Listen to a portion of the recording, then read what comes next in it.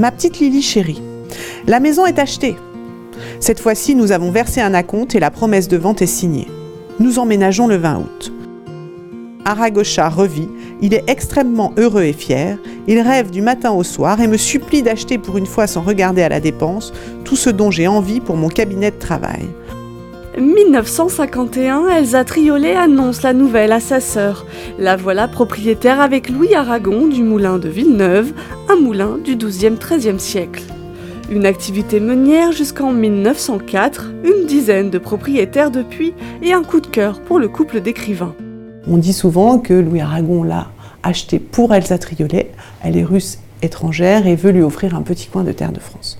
Alors, c'est un peu romancé, mais c'est aussi parce que Aragon avait eu la suppression de ses droits civiques. Il voulait trouver le calme et la sérénité pour écrire, pour fuir un peu Paris. Donc ici, on va rentrer dans l'univers des livres. On est dans le bureau de Louis Aragon. Aragon, c'est un bourreau de travail. Il travaille énormément. C'est vrai qu'il y a beaucoup de choses qui ont été écrites ici. Notamment, on peut citer La Semaine Sainte, parce qu'on voit là tous ces livres reliés cuir qui ont servi de base à l'écriture de ce roman. Les livres visibles lors de la visite ne sont qu'une petite partie de la collection des auteurs. Au détour d'un escalier, un trésor, la partie immergée des ouvrages.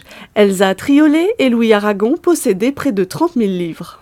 Il veut que ce lieu soit un lieu de recherche, et c'est pour ça qu'on a toute leur bibliothèque qui est accessible aux artistes, aux chercheurs qui souhaitent aller plus loin dans les œuvres des deux écrivains.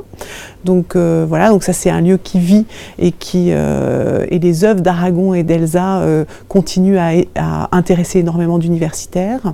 Le lieu se fige le 16 juin 1970, date à laquelle Elsa Triolet décède. Louis Aragon va légèrement se détacher du moulin avant de rejoindre son épouse enterrée au cœur du parc. Lorsque Elsa Triolet va mourir en 1970, Aragon va faire en sorte d'avoir une dérogation présidentielle pour qu'ils puissent être enterrés tous les deux ici. Disparu en 1982, le journaliste cède la maison à l'État français. Géré par une association, le moulin continue aujourd'hui l'ouverture sur la création contemporaine voulue par Louis Aragon. Le site organise des expositions, des animations et le parc accueille des sculptures. La maison Triolet Aragon accueille chaque année 20 000 visiteurs dans son parc de près de 6 hectares.